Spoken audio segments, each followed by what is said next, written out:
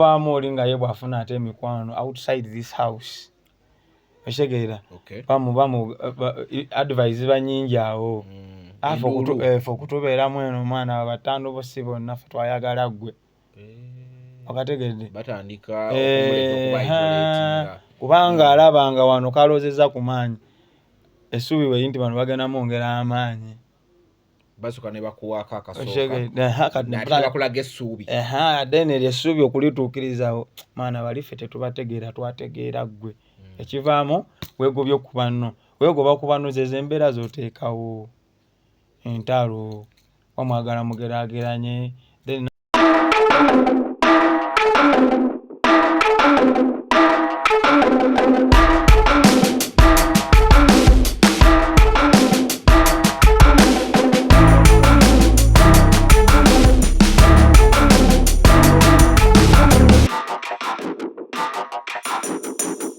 Truth Media kwe tutugamba just go subscribe, like, follow.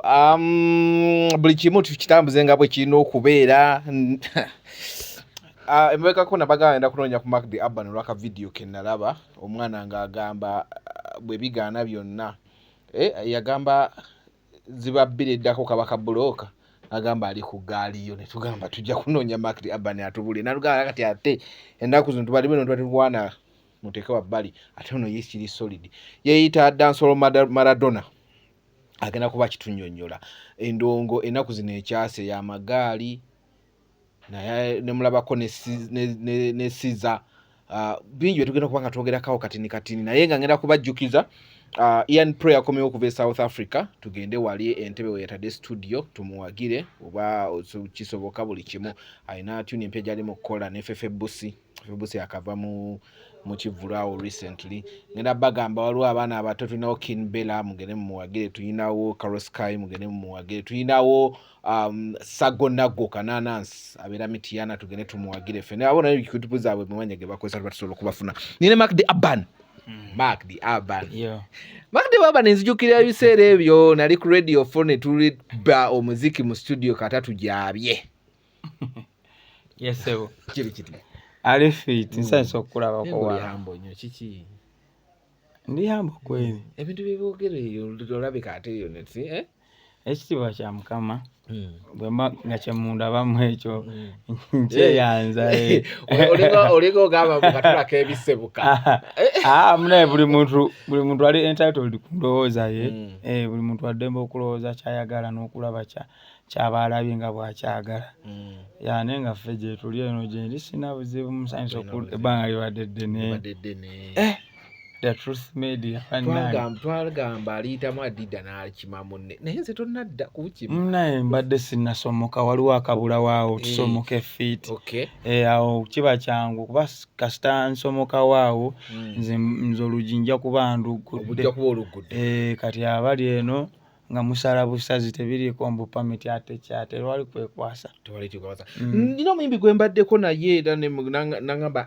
she loves your discipline Cindy akulaba buli muntu mukaka mu discipline eryawo ya kika kya waggulu man kitiibwa kya Katonda nebaza Katonda kubanga empisa kikulu nnyo mu bulamu bw'omuntu kina kuva waka ekyo kiraga nti family institutions emwenva Katonda yagiwanirira nze okubeera nembala olina Katonda Katonda ali mu nze kika wana bagete bwana Katonda yes abaviramu wa si kubavaamu bwamuvaamu gova mu Katonda naye takubangamu omwana agenda n'agamba abaana leero kye bakoze eggaali kyekoze nedda bana tebalina Katonda kati ne twebuuza Katonda abaviiramu wa mumuviiramu wa ebintu ne bitabuka anti kati biba ebintu bisatu nakyogera ne luli kigambye ne yanko Stickman nemugamba biri ebintu bisatu ebirina okukola obulamu bwa ghetto youth kati amafuta ku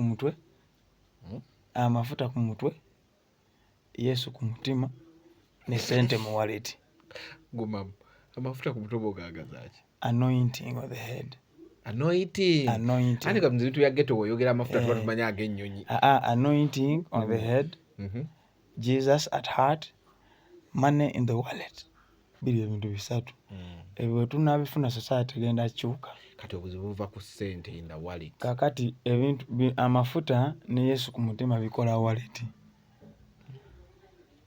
Yes, when you are anointed, you have the favor, you have the blessing, you have the discipline, you have the character, you attract a lot of things. When you have Jesus at heart, Jesus is the way, the truth and the life. Omanya bwotambuza obulamu, omanya butya, omanya ebintu bingi, yo responsibility njifuna ntya, nkola ntya, you know, or you know the right way to go, you know the path to go, to take. Then you bikola sente. And once you make that money, sente yanukula byonna.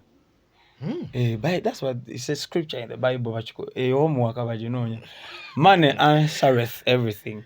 Kati wobera ne sente ogenda kwetusaka ebyetaago yagala. Naye nakkiriza omuyaya aba n'eddiini. Teri muyaya talina ddiini. Omuyaya muba musoka kusoma Bible. Kati ate abayaya abalina eddiini be bakola ensobi. Kati omuyaya alina kye bayita faith, enzikiriza, yali mu kkubo ettuufu. Kuba abantu beerimbise nnyo mu madiini ne batudyeka. Oshegedde beerimbise nnyo ne batufera, beerimbise nnyo. Naye ensonga ya bino nakubeera faith. Kyokkirizaamu, the faith, sina belief, wabula faith. Kugamba eba nzikiriza eri ey'omuggundu. Oshegedde. Yes, kyetulina okuba nakyo. Otherwise amadini tujja kubeera n'eddiini naye nga tukola yasi tusigala tukola kiri. Bayitira akato obungi abo mukolera ensobi ate. Yes. Kubanga wobeera ne faith oba muweereza. Katugeze kanjogere nze kunze nze ndi mulokole. Ndi mulokole. Kanisa yabagiyita Cross Point International Kawempe. Musumba wange ye Bishop Prince Chemongezi. Tovaayo buli Sunday. Begena nakati n'omunyankwe mbe n'omukubira mzeyi n'ombuuza bama bishop Malcolm manya ajja kugamba mutabani wa. Eggalyo yeggala eyo church. Nedda. Ate lwakwante ekiggaali. Nera n'ekiggaali ekyo kati the truth media. Ekintu ky'eggaali kino kikoma kuono gwe ngendo kinya kuba kinyonyodde abantu kirala nnyo tegeera. Mbeera ku church every Wednesday and every Sunday. Mbeerayo kuba in a week. Ezo wazeewa. No, ezo zeziri ku church yaffe gye tusabira because we need to work. Not every day, not every evening, not every. It is only church ezigamba nti ono dayire mulina ogenda musabe.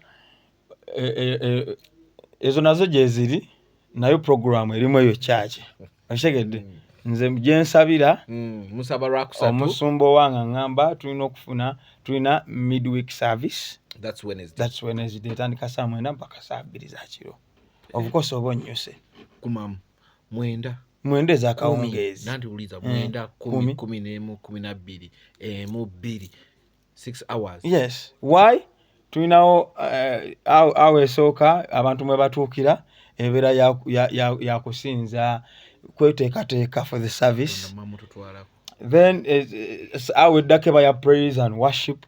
Mubamu obujulizi, mubamu kwaya ezenjawulo nga zituweereza kwaya amaloboozi, the anointing kwaya nene kwaya endala. Then zine awe bire esembayo. The siri kwaya sinayingira kwaya na atempereza. I do praise and worship. Okay. Yes, kati then zile ezisembayo eriyo kwaya ebirawo okusiga ensigo n'okuwuliza ekigambo kya Katonda ne tuva. Yes. Echo kina kubeera mu buli muntu. Noba tokkiriza, you have to plant. You have to sow a seed. Okay. Yes. No bujulizi nowa. Yes. Nga lwaki sijulira Katonda ku byankoledde. Why? No mu obujulizi. Ninga nebaza Katonda munange tugenda kata. Lero gye mpitidde. Yes. Kibadde kikambwe munaye mbalese bonna bali ku ttaka.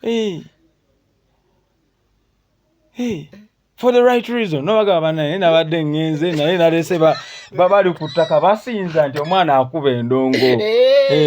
Bano banyina balese ku ttaka nga bonna bintu byasobyemu ko ne baleka ku ttaka. Ate then ekirala ebifaananyi batusize bingi. Alino. Bageto youth batukuba akafaananyi ne basigaza ka firimu. Temukyasobola kuba kalala. kati ulefe ebirala tukuli ebirala naye oli yagitwala yagisigaza kati buli ayagala okugera ku geto youth ajjayo kali akafaanyi agamba mubalaba babeera bwe bati banywa enjaga bali bamayirungi bakuba abantu obubaawo bulabula n'ebiringa ebyo kuba baakasiiga dda kali awo akateeka awo tokumbako ate bwe buuza gyembeera babuuze sinywa mwenge sirya mayirungi sinywa njayi sinywa sigala sina kitamiiza kyenkozesa n'ate associatinga n'ababikola yes tekikufuula omukubbo kubanga Katonda kwagala okay yes kati bo banaategeera batya nti you know okay omuntu asobola okubeerawo nga tabikozesa okay ategeme totendewalira olumu maakanoga naye otya abantu bakyali nobalaba nga hype erinnya nogaana nange leero kanjiri osobola okutendewalirwa ne weegomba kintu kyotalya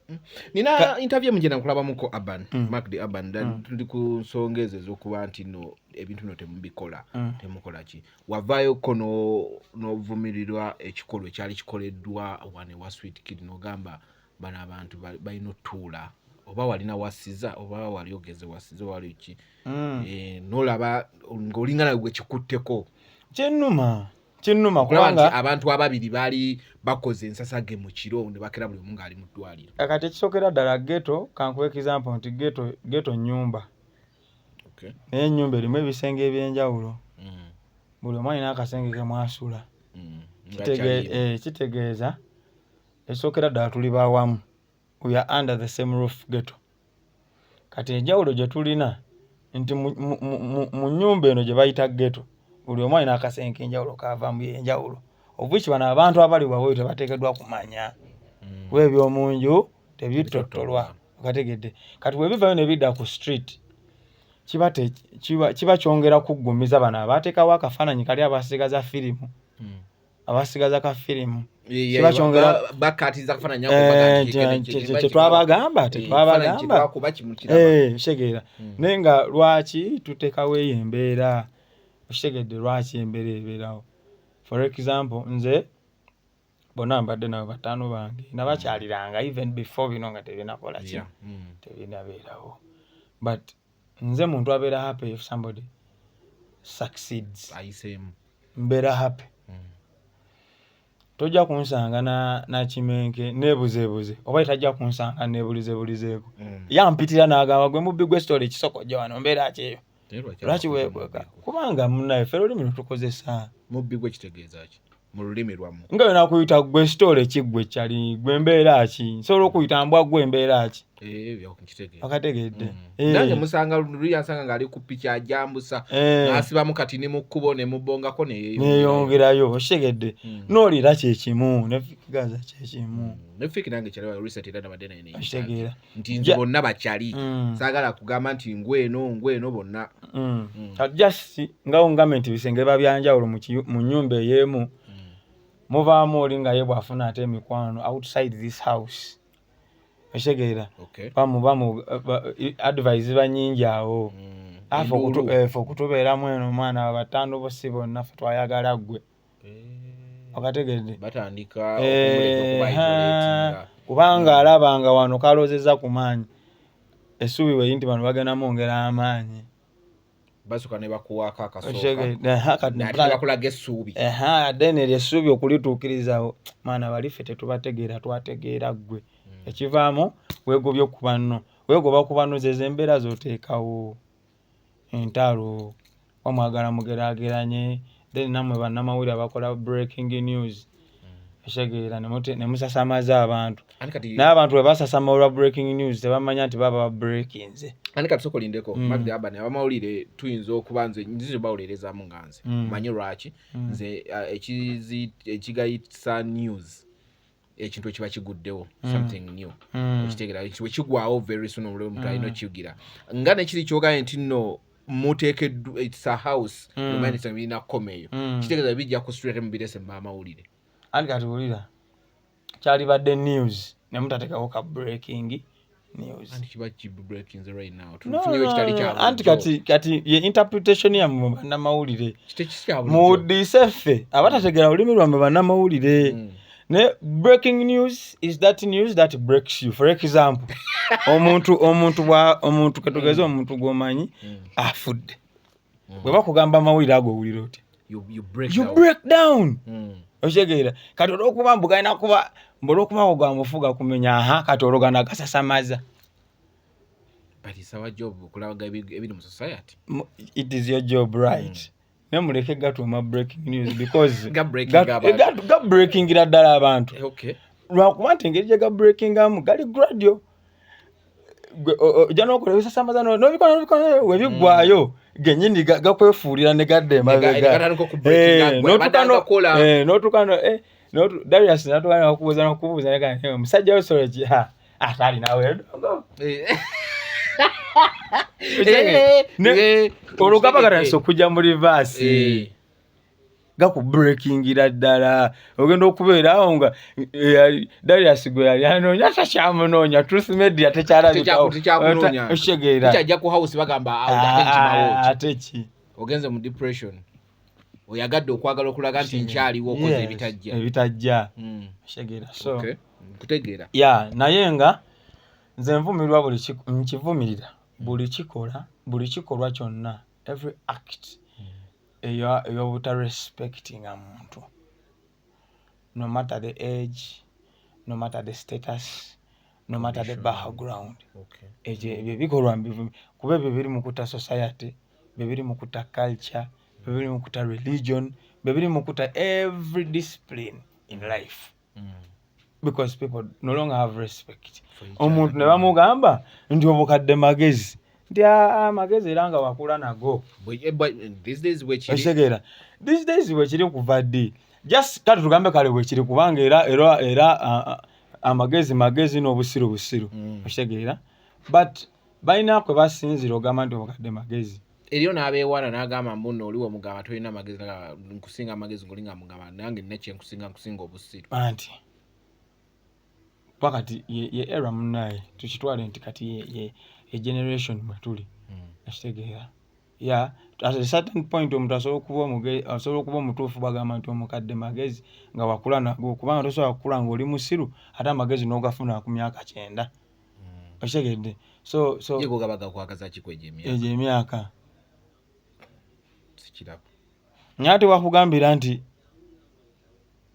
obukadde magezi olugero lugamba nti amagezi muliro oba kitegeera kitegeeza oba n'amagezi nonjulizaako ku magezi go nengatwala naye gankolera okategeera kiba kitegeeza ne ku myaka 9 omuntu waawulira ne bamugamba era afuna amagezi okategeedde kati obukadde magezi tukitwaliraawo naye n'essaawa mu lunaku ebeerako essaawa gye balanga ntuufu wadde yafa okategedde kakati nvumirira ekikolwa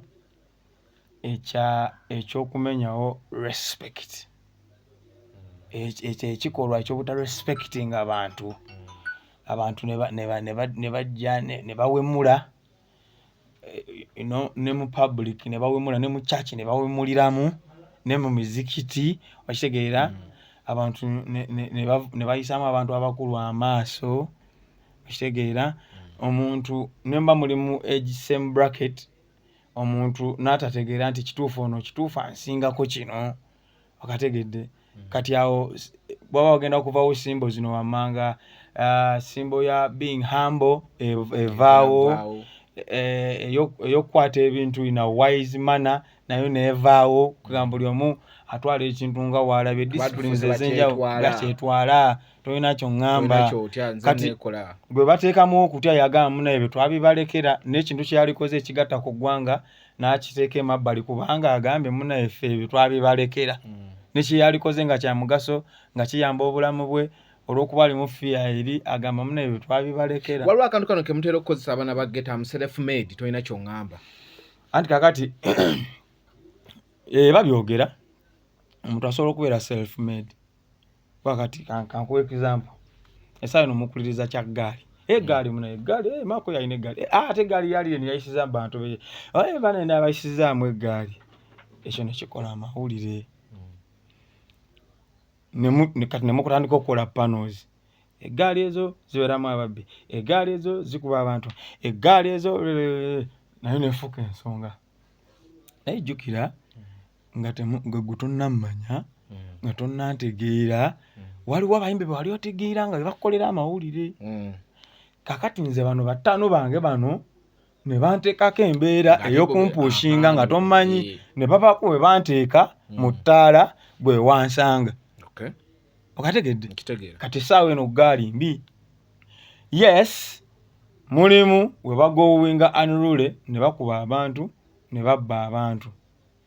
Nabo baggeto yuuti ne Musaba akimanyi nti gye bali, Museveni akimanyi. Otegeera nti baggeto yuuti gye bali, crime intelligence ekimanyi nti ghetto yuuti gye bali. Otegeera okubasiba kiki ekigenda okubeera the ultimate disciplinary kind of act gye balina okufuna. Kubeera bangi babasibye kuva mu mulembe gwa Yesu basiba abantu mukomera, babasibira ddala ne bateekako n'emisango. Okitegeera ne lwaki crime ekyagenda mu maaso. Kitegeeza there is more to that. Eri abantu nga ffe be batunuulidde nga bajja kuwulira. Nze ntambula nabo, mbeera nabo where necessary. Ketugeze wembeere kawempe ku kyalo mbeera nabo. Naye mba mmanya nti ngenda sisinkana omuntu gundi ne gundi ne gundi era nondamu be ngenda nabo. Ngamba leero tetugenda si byakulabisa era nga bw'omanyi ffe katugende. Mufunayo budde ne mutambula nga leero okulabisa. Asi kufuna budde kutambula nti okulabisa. Buli lunaku luba lwakulabisa mu bulamu. Naawe olabisa. Okitegeera buli omu alabisa na buli mukulembeze alabisa. Every day tuba mu kulabisa bulabisa. Why? Tunoonya kibogina. Evako kulabisa. Era bageto oyiti bwe bafuna omukisa ogulabisa mulabise. Why? Kubanga tunoonya jjamba. Kyentegeeza kyeki kibogina ye gundi ye bochi. Ekibogina ssente akawumbi twakafuna liyente yakafuna. Yakafuna. Katunoonya kibogina. Kibogina kisinga akawumbi. Kisinga akawumbi katono nnyo tekatumala. Akawumbi bageto oyiti bangi. Mwe mulaba ekawempe nabwo ayise nabweru wa. Okitegeera naye ate abali embale, abali embalala, abali eggulu, abali erira, abali ekkata. Maaka kibogina kyeki tukibalya mu range ki? Ekibogina okukijjawo twetaaga forklift. Twagala forklift ku lane. Kiba huge. Kingi. Bwe kirwawo kiwumba muno kifumigate nga kireme kuwumba. Muno street nga kyekibogina twagala ssente. Okitegeera. Twagala ssente. Nyati kibogina mukinoonya mu bulungi na mu bubi. Ate obubi obwo busasamaza. Abakinoonya mu bubi gye bali.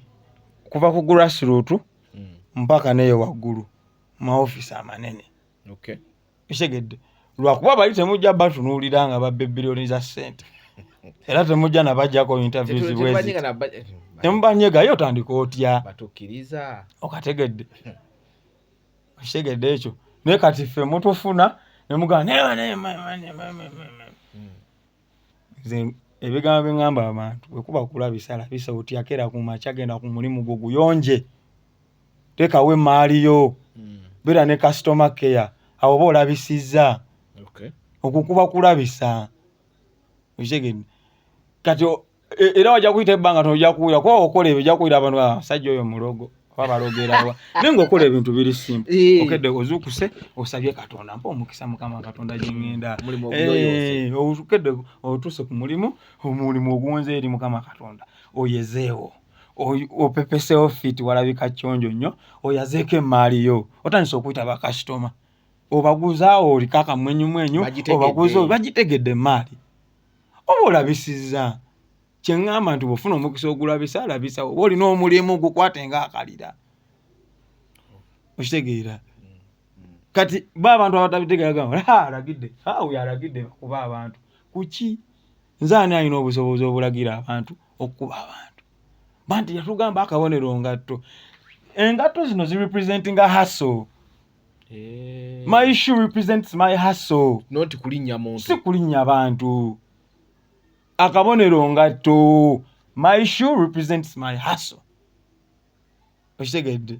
Feno fetu kitegeera obulala. Engatto gy'oyambala mu office sijo yambala nza akolera sije nyambala nza akolera downtown era nyambala botu yange kuba kimanyi nkube sayo negenda tonya amazinga gankoma mu kiwato ate ndi baziba botu babakwata bukwasi babanya mugenzi mu okirala anti munaye ye perception boje bakola ki jibalina n'abantu abalamu kuba tutegeera kyekimu ne bagetuyita abaira bajja kitegeera akasajja akagambye vako kulabisa kabonero ngatto balyoke bazambale oshegedde owulira omugu ku street naye nga the essence behind that kubanga labayo sina gundi wano alibadde nkola experiment gye nkolera muffe mwenyewe mwe mugenda okuva abantu mu nkyamu mwe muva engolokofu bwe kiri okategedde yes ye experiment entuufu mu nkyamu mwe muva engolokofu bino ebigambo tubyogera by the people who perceive it in that way kubanga yentegeera yaabwe bali limited kwekyo lwe bulimi lwe bawulira kulabisa bamugamba kulabisa ategeererawo nti kati ejjugulu olirabye nti ye anti yessaawa okategedde naye ng'ate the truth behind that wetugamba nti evako kuba kulabisa evako guba mulimu gwo nti gukole guyonje yitamu abantu bakulabe haso yo gyokolera otunda ngoyo otunda maji oli makanika oli boxer oli muyimbi evako kuba kulabisa bakuwa microphone tolina nakusinikana muntu yenna shegeera kuba kati kaba kalyango labisa omuntu avewo nga abatidde nti oyo gayi wakabi that is evako kulabisa bombo klat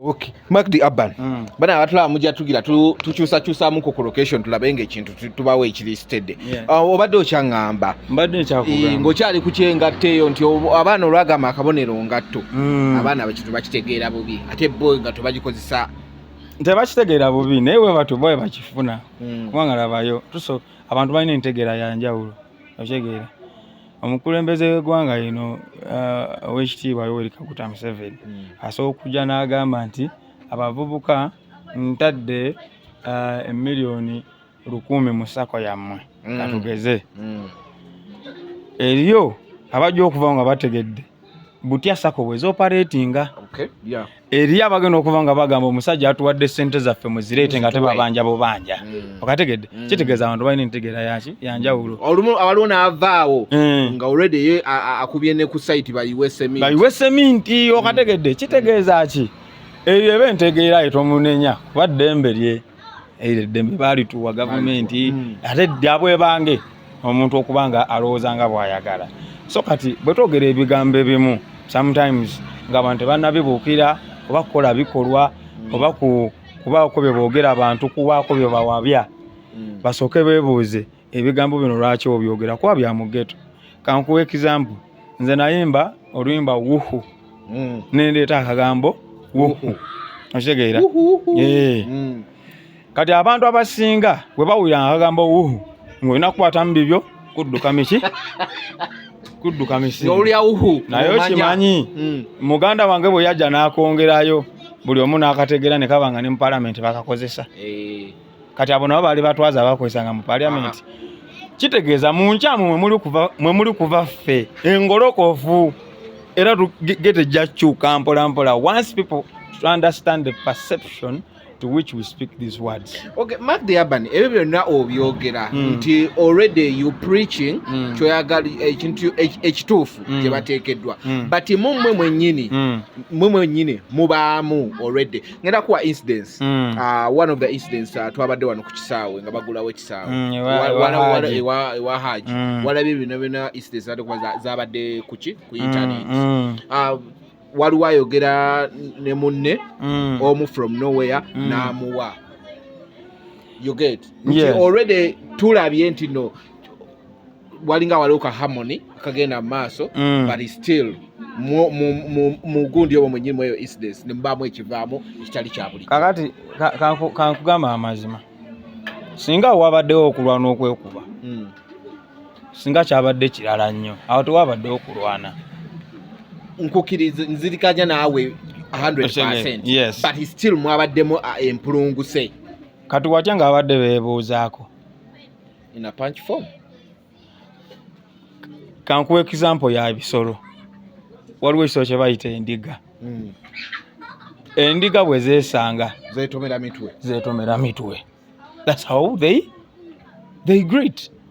Owaye kiri kitondabye nti onsanze yize aftermath interview ezivaayo ziwulira buli side yonewa anti ezo interview mwino zikola kuba mmwe bannamawulire kye kibakolera mmwe bannamawulire kyo kiba kibakolera ddala Mahdi Urban kiba kibakolera even before fe bannamawulire to intervene baasose ne beekolera videos ne zifuluma olinga agamba teki kubanga enkambi zonna ezabadde zizzaawo zabadde ku bizinesi etya ono muyimbi nze ndi ku ggaali y'ono nkola ku security y'ono okategedde business gye balimu eya music ya kuteekawo that showbiz obakigedde showbiz in a hard way eyo taba hard way Bobi Wine ne bebakulu bakolanga batya abo bakulu baffe babikola was it in a hard way so byali hard way right now okay kati tukitwale in a hard way kubanga era bakula from ghetto nga bali hard yes obulamu bwa ghetto nachimba nako ngamba life in a ghetto harder than a concrete is harder than a concrete okitegeera so abaana bakula bali hard okitegeera era ojja kubuuza Scorpion Shaba ogamba musajja wakubye wajaga ati namukubye eki namubulasinze bubulasinze namukubyeko kuba wona mugamba okukuba oba okulwana ye kyayita okulwana kyo kirala kuba mpaka kuwulira bubi mpaka ku oba ekigambo kyali kweseza kikambu Mahdi Urban ekintu kino ekyeggaali kikyasenye ennaku zino one of the ghetto youth yakola interview yali ne mu Sudan n'akola interview n'agamba nze mbabuulire omuntu yenna alivaayo kebe eggaali yawa negamba mbuno yeŋŋanze Mahdi Urban ejja kutegeera nti ate Mahdi Urban mulala mukko nga nekirekawo mark nti right now we twogerera olina eggaali eziri solid can't we have eggaali eziri harmonized oba nkugambe nti eggaali teteekeddwa kubaako na birungi lwaki buli kifo weebeera buli muntu alina kuba ku bunkenke anti ekifaananyi kye baagisiiga kale bukyanga ekyo kyogerwa ali owiddeko maka nti alina ensasage gyakoze nzotera nnyo okumusanga wali onsanzeho nga nina eggaali nekirala mbuuza abantu bo lwaki baagala okumanya eggaali nga tebannamanya music wa Mahdi Urban why people lwaki bakuliriza ekyo gaali music ne batamuwa matu because ebiro bino omuntu laze nti no muyimbi ateekeddwa okuba n'abamugoberera ate nga abamugoberera tebakoma kugoberera wabula bakola n'ebirala nali ngenda ku performance emu ku Carnival emu njogera n'abantu bangana tukuwaddeyo abantu 10 pampa abaana 10 era be nagenda nabo okitegeera kitegeeza ki eno gye tuli mu business newakubadde nga bali baganda baffe neno business kitegeeza enkola n'obukwakulizo bigobererwa togenda kuva eri ono ne business ya muntu olw'okuba gwe kiwaji twali tulabye abanene emirembe engalo era bimala ne biyitaawo okitegeera nze I would advocate for people first knowing my music mutegeere oyo Mahdi Urban gwe boogerako gwe bagaana okulwanira kiki kyekimufula Mahdi Urban yes naye mwe before you look for that mutandikirawo bannange omuwulidde tomwesembeza omuntu yali kuyambe n'akuddukako n'agenda olw'okuba bayogedde okitegeera kati tuve mu bigambo by'eggaali ate eggaali just kigambo bugambo bwe tunaagula emmotoka bwe tunaagula ennyonyi nga bagamba banagamba ennyonyi omusajja atambudde n'ennyonyi mukamba ayiseemu ennyonyi kati mwesiba nnyo ku kyaggaali ate eggaali zifuukudde ebintu ettaka twali tufunyewo akabembereza nga tumaze okuva mu regimu ya Bebe Bobby Chameleon ng'abantu balabanga abafunyewo akabengeza kati ate ne wajjawo regimu eyammwe ezze nga things are changing bali baleyinga foundation be baleyinga foundation eyo His Excellency Kyagulanyi Ssentamu Robert yajjanga na basi namba ya Firebase togimanyi wo basi gwe kyogamba Bebe Hulu ow'ekitiibwa ssebo yatambulanga yekka naye yalina eggaali of course lwakuba nti yatambula n'omuntu omu akuba abantu 100 kobula gwatambula naye awogu n'asuula ekizimbe kiramba okitegedde namwe mumutya ani atatya kobula ani atamumanyi wanje ani atamumanyi one man army goza akibebe kulu gwatambula naye egaali ye y'abantu 100 eri muntu atya omu ne kati mwe mwaga kukuliza nedda ssebe ekyeggaali temukifuula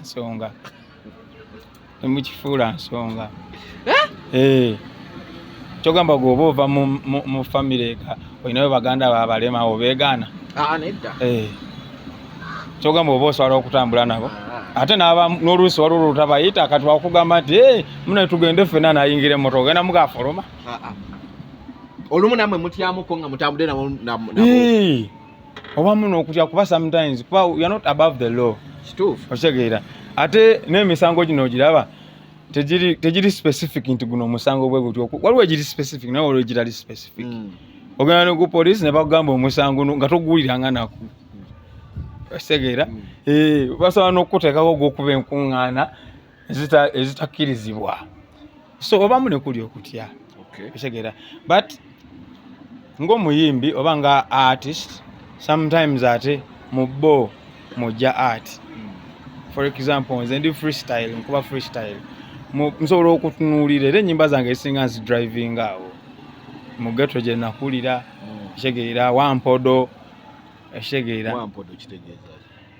toluwuliranga oluyimba biri Wampodo ne Wanzige wenkugamba Wampodo onziramu Wanzige obo kati kitegeeza ki wanyala teko kikozesa nga ntegedde wenkubuuza osibye lya ssebo nsibye bulungi wasibye kati nawe wenzire ngamba Wampodo nga nziramu Wanzige kitegeeza ki wenkugamba nti Wampodo banga akujevu naggwe gwe fala storage nga nange kuddamu Wanzige anedda ssebo ndi mu buufu Wanzige ye mu buufu okategedde kyova olaba ebiseera ebisinga eggaali zino zeekuba nga tetumanyi lwaki zeekuba kuba kati oli wasanga munne namugagwe kati ekyo kiri friend ate tekisobola kuleeta abantu kulwana tekisobola ekyo kiri friend kiringawo n'agamba mbwa gwe storage oyo okitegedde balina ebigambo bye bakozesa ebiwemulaawo oyo nakiteekawo naga wakibi okitegedde mwana oyo gaye wakibi oyo dogo oli asobola okujja nakuyita oyo dogo kiwani kingaleeta bukamera be wano mawaazo ki ninga oli musajja mukulu oli emyaka giijo okitegedde naga oyo dogo kiwani ki naye nga akuyise dogo kiwani yes nga kiwedde so sometimes esobola okujja as the indirect speech ngekuwa respect ekitegeera waliwo n'olumu lweba DC anti waliwo era weba DC era ng'omanya layini wasaze layini ekitegeedde kankuwa example abajamayi kakozesa ekigambo bombo clat ekitegeedde asobola okwekanga naga bombo clat asobola okusanyuka n'agamba bombo clat ekitegeedde ekigambo kye kimu kidiisinga ate era kiwa respect ekitegeedde man so bwekibeera otherwise ebigambo bino saagala mu misquoting mu misinterpreting mwe muggyemu amakulu gammwe mutuule ku pano wali mu discussing ekyo mulaga abantu nti ate bana ekino kekizze okitegedde at the end of the day tewali ali waggulu w'amateeka era amateeka gajja kukola gavumenti eno n'ebitongole ebikwasisa amateeka n'empisa no tebakulimba mbu tukola bye twagala no musotali tali mu mikono gya gavumenti tebakulimba okitegedde so ageto yuti mwebereremu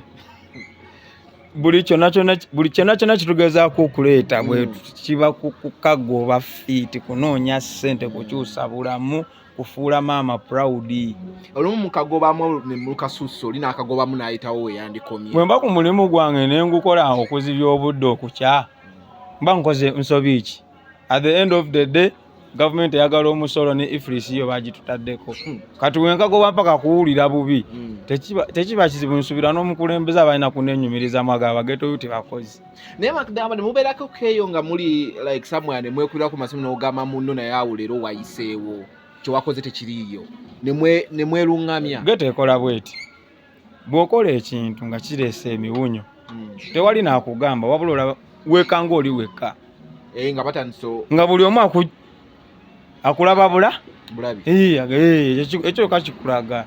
That's why we grew up in a hard way. Oshegeera kubanga we learned the hard way. Kuba oyagala kuyiga buli kintu tewali agenda kugambako nti onayitawo toyitawo oba gwalina okweyisawo olabe wootuuka eri nga wagwayo ogwa mu kinnya ne wennyululayo. Oshegedde so olaba bulabi nga abantu bakwejjeeko era bwe bakufunaga ttaano waffe era tunaamukolera ki tugende tumukyalireko gyali okitegedde tumukebereko ttaano waffe tumbuuzeeko bamuleeta ddi mu kooti eka tugendeyo. Okitegedde then n'oyiga empisa. Otegeera bw'owulira ebigambo eby'amagezi n'oba tobijje mu ggeto n'osanga omuntu agamba ebigambo eby'amagezi n'obiyisaamu amaaso bw'ogenda gy'ogenze gavumenti gyekuterese n'otayiga it's upon you kwa obulamu era sitiruba bubwo.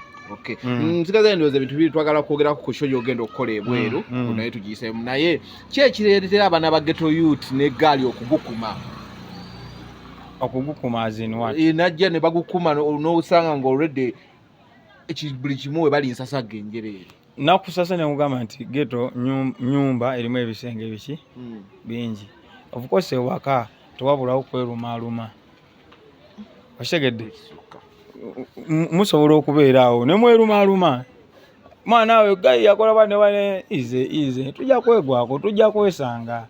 Oshegedde osanga balina ebyabwe ngoli yekweka ebbanga nga kola balina okwegwako namuga negwe ddogo beeramu tewaliwo nnyo kyamaanyi just abantu bakikuliriza ate kati kemwakitadde ne mu bantu banaye mwatadde feya mu bantu mwe bannamawulire mmwe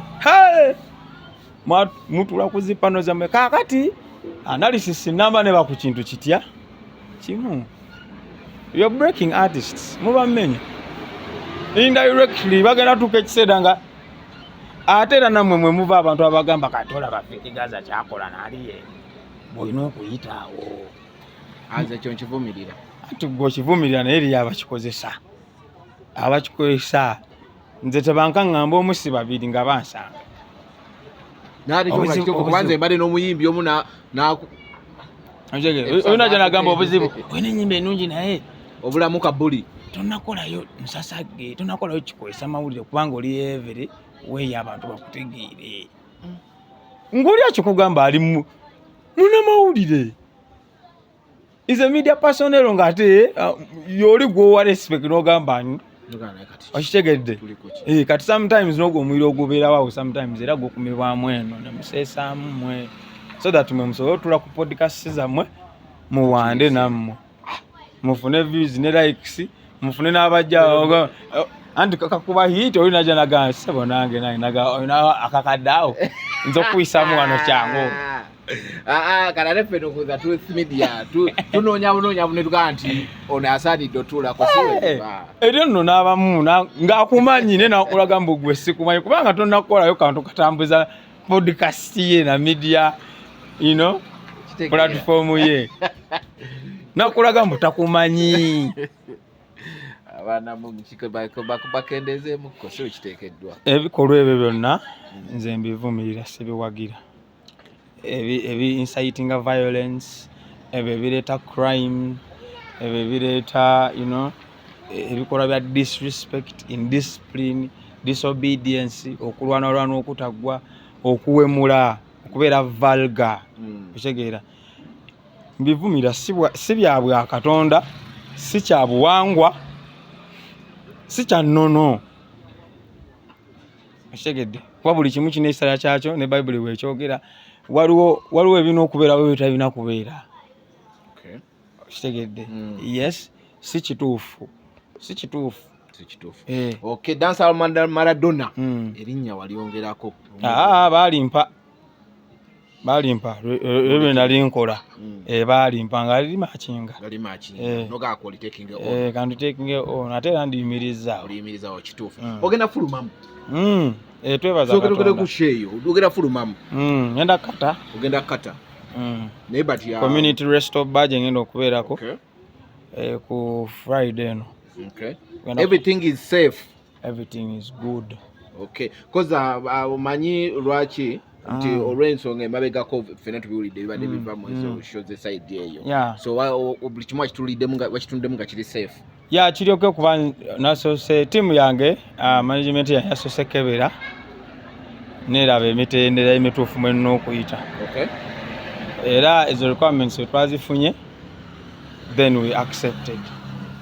Nekyokulala eno show ngenda ku meeting abageto yuti bannange bemmanyi obulungi abali mu Kagoba kubanga Kagoba kikugobya ne mu nsi yo n'ogenda okagobereko ewalala okategedde kati bengendo sisinkana twogeremu tunyumirwemu bayimbire n'ennyimba ze basinga okwagala uhu Kagoba fire n'ebiringa ebyo so kata tugenda n'ekirala munnaye Katonda watakuuma kibuga abakumi bakumira bwerere kiri kati nze bwenve eno nga Katonda si yankuume eri era nange byatuka kubala bijja kukola ki bijja kutuukako naye era munsabire nga nange bwe neeyongera okwesabira olwedde musumba wange yansabidde yantaddeko emikono kati bisima byereka wewevu nze ekyo kyokka kye kisinga okunsanyusa ku teri ku nsi oba wa ng'omuyayi talina ddiini oba musiraamu oba mukatuliki so sapulezi bamu zirumye kwegamba ennema gye muba nayo ya kika kya waggulu kubanga era ne ba missionaries bwe bajja wano eno batuggyako amataka ne batulekera emmundu ategedde tugenda okudda engulu bwe tuti nga ekereziya zonna n'amakanisa bagazimba ku nsozi basobola balengera bulungi basobola balengera eno gye kati ffe batusindika wange omulabe w'omulaba buli wayita akitegedde so kati ekyo kyava dda ne kubaleeta eddiini wano bagiranga nga bakuwanga endabirwamu gwe n'obawa ekyapa kya mayiro ne mayiro okategedde so eddiini eyo kyova nze nali nkyogeddeko wali nti eddiini eyo omuntu alina kubeera nakibayita faith simanyi bakinnyonnyola ng'olina kukkiriza mu ggwe olina okukkiriza okuli beyond religion kuba religion kiragiro kola kino bw'okola booti n'okola booti tekyerere but faith oba nkugambe oba elite nnyo ate beyond that nomanya nti wembanga ono ye musumba wange nze okuweereza Katonda n'okuweereza musumba wange kubeera tukira ne mu Bayibuli nti Elisa okufuuka Elisa Eliya yamala kufa yamala kuvaawo yamala kugenda ono alyoka afuuka kino kitegeeza ono Elisa yaweereza Katonda through Elijah kitegeedde so kati olina kiri about faith na kubeera discipled bulungi na kubeera mentored na taking on that responsibility as a disciple agwo omuntu nomanyi kyoteekeddwa okukola tujja kufuna yo nonaku nga tugenda kwogera ku ddiini yo kakuba kirabika oba otandise n'okukootinga Bible tulinawo music right now kati gwe tutambuza music mungi abantu bakebere ku TikTok yange Mark Diaban Olule TM Mark Diaban ku TikTok kweziri nyingi naye yange eriko Olule then ka TM eyo ye yange ate kati baji legalizinga kati ya artist yali tubulako blue tick ojja kulaba katalogo yange kweri yesooka before ogenda ku videos zibonko kati eyo katalogo keberamu mulimu ennyimba nyingi Nkagoba Wampodo Fire Influence music mungi negwe sinaba releasinga ku mainstream jali era distributed everywhere ku buli platform zona ku YouTube tukozesa ki ku YouTube tukozesa Mark the Urban Dancehall Maradona mu brackets ne ka sign ka musician we kali wali ne ka watermark kwe kali kitegeeza eri legit so mukebere ku music wange enyimba mpitirivu Love is the greatest gift lwe luyimbo olutambula bana mu lutambuze right now mu lwagazisa abantu. Love is the greatest gift. Sharing okwagala kyekisinga. Kyekirabo ekisinga eky'omupunzi. Kyaki oli jukubirayo ko oluyimba lwa gospel? Ngenda kola oluyimba ne Pastor Wilson Bugembe. Ngenda kola nayo oluyinze. Kumanga Pastor Wilson Bugembe church eri mu division. Bishop wange ate jakwalanga bishop. Jatwala kali. Yes, Nansana. Eyo Nansana division. Bishop wa Nansana division mu Born Again Faith. Ye Bishop Prince Chemongezi. Yatwalira yazingira munawo. So kati okuga nti ngenda kukola esawa yonna kolabo. ne chira musumba Wilson Bugembe wenzijanga. Tongo togamba ategeto yetu yasose kwewanira ku Truth Media. Garada wakutukirira. Zengena mutukira si alina okuntukira. Yenze. Nze alina okunoonya ekyo. So gendayo akulinde. Ntandikidde ano munoonya. Chiwedde. Ate kinaggwa aninde ne mu office nzija. Kiriya. Nzija era Damasco sebo nsaba onegayirireko Damasco manyi Damasco sesanga. Nsaba onegayirireko omusumbo w'ekitiibwa sebo Pastor Wilson Bugembe. Nange ompe ku mafuta ago g'olina sebo. Kituukirire tuyimbe ku gospel. Nyimba za gospel zina nnyingi. Nnyingi nnyo. Amasa tugenda kuba tuzikola tuzita. Abadde Mark the Urban nja kusigala nkunoonyako kakulinda ove kata akatalekeka. So bagita dancehall syrup concert yange. Dancehall syrup. Syrup kiba syrup liba ddagala nga liwonya eri abaana. N'abakulu waliwo wa syrup yes. Kakati batugambye nnyo nti dancehall wano smile biki n'ebiringa ebyo. Ne dancehall awaniridde eggwanga lino for a long time. Era mu East Africa batumanyi Uganda nga bera music omulungi category dancehall nakubadde ngenda atuzikuba. Kati njagala ndaga abantu nti dancehall ali live again. Show yange bagita dancehall syrup. Ogenda kulaba ko ba dancehall artist abakabi nga bayimba live music mu dancehall. Wagenda kubeerawo ne surprise artist omu. Tetujja namulanga naye mu musuubire nti agenda kuba wakabi nga naye ayimba live era nze agenda omuyita ku stage. Muje mumpagire ngena kuzo mwezi 14 December. 10th December. Oba n'omukulu munoonyeza wane eno minister. Tumunoonye. Ate ekigaano. Omukulu sebo minister ow'abavubuka ensonga z'abavubuka n'abaana. Balamu. Barugahare.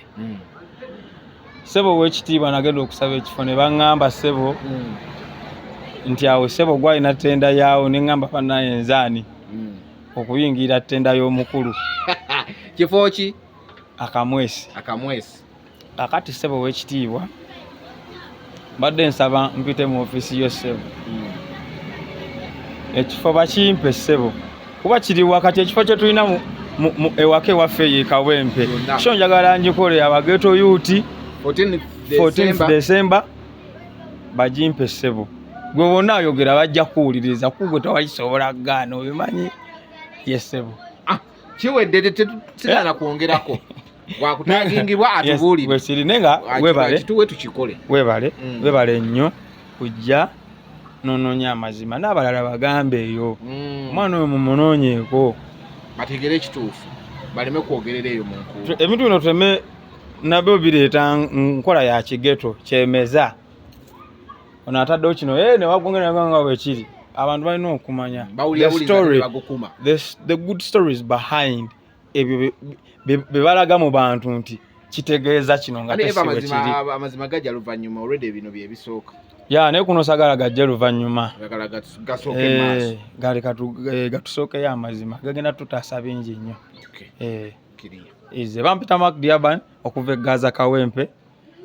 Nsanyuse nnyo.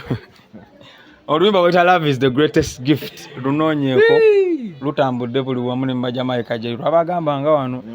Yakulyako twali ku Lugundi Roast and Rhyme ku stage yonnyini n'otugamba olina statement wakola ng'oli ku n'ogamba olina omuyimbi omu mu Jamaica.